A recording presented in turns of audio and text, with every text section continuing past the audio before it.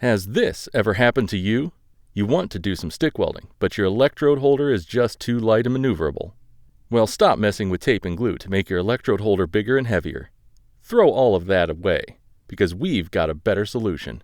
Introducing a stick electrode holder with the entire welder built into it. Stop watching as your electrode holder gets covered in soot and spatter over the years. Now you can watch as all that soot and spatter covers the welder itself. And if you're lucky, some of those tiny molten specks of flying metal will go straight into the cooling vents and into the electronics. It's not a drill, even if the people making the graphics for our ads seem to think it is.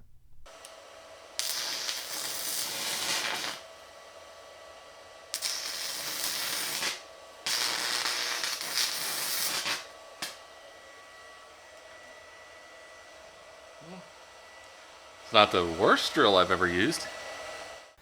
In all seriousness, these drill-shaped welders are starting to pop up all over the internet. And while I understand the concept of the small size and the simplicity, I just don't personally see the benefit or practicality versus just getting a more normal, tiny welder. The ads talk about portability or even working from a ladder and such, but I think even in that situation, it would be easier to just have a small welder hanging from a strap around your shoulder and using a normal electrode holder, especially if you need to weld with one hand or at an awkward angle. Trying to steadily guide and manipulate this thing, which weighs several pounds, just seems like it wouldn't be worth the benefit of being sort of all in one. But maybe you disagree and think a welder like this is just the ticket, so let's take a closer look. There are several versions of this thing, and you can find each version from a variety of different brands in a variety of colors. This version has a permanently attached work clamp cable, and I have to say, it's tiny. It's roughly 10 gauge. But it is copper with okay insulation, and because it's so short, it probably is technically enough for the 120 amps or so that I imagine this welder can put out at the most. It claims 120 amps, we'll see. But it's still funny to see just a 10 gauge welding cable. The clamp is just copper-plated steel, and the case of the welder itself is plastic, which is why they can get away with an ungrounded power cord. Getting spatter BBs inside and frying the thing seems like a real possibility, even if it may not be super likely to happen.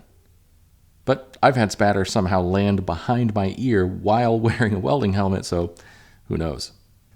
There is a little spring-loaded lever on top for clamping the rod in place, a power switch on the front, an amperage dial up top, and a trigger on the grip.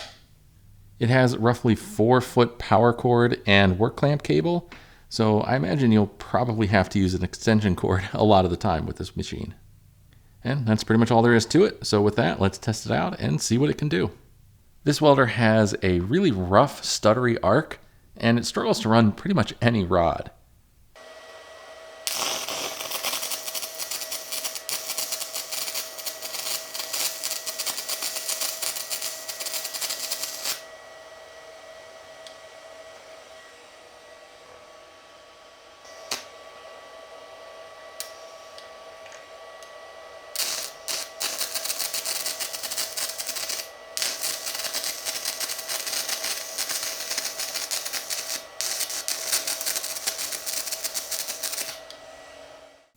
It can actually put out around 100 amps max.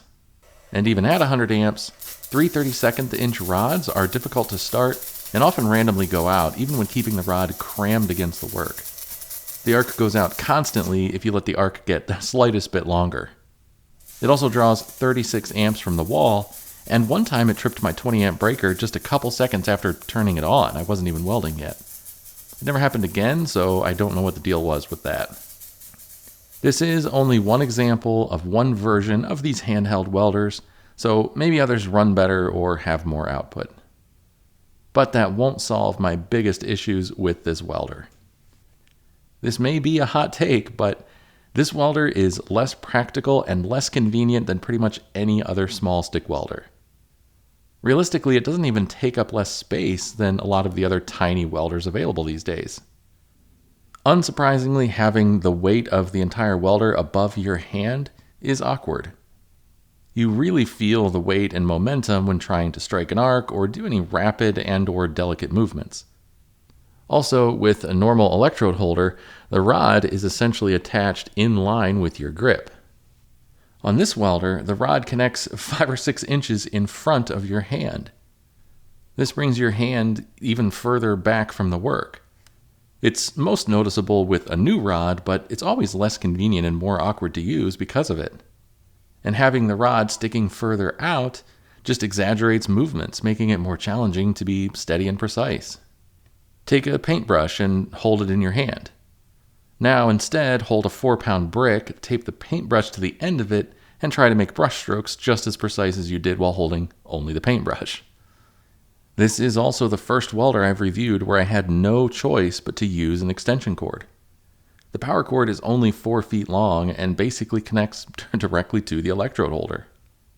Underneath this wood top is a welding bench, but even when I use this welding bench, I roll it away from the wall when I stick weld.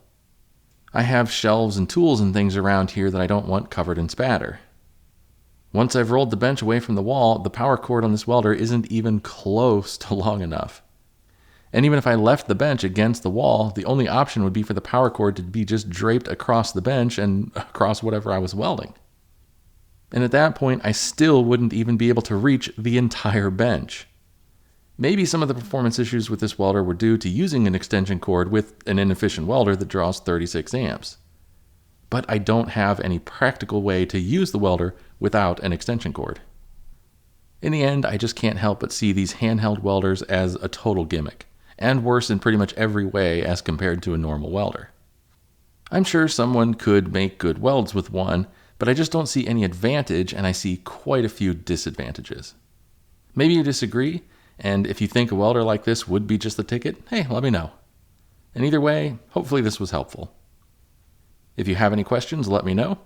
And as always, thanks for watching. Take care.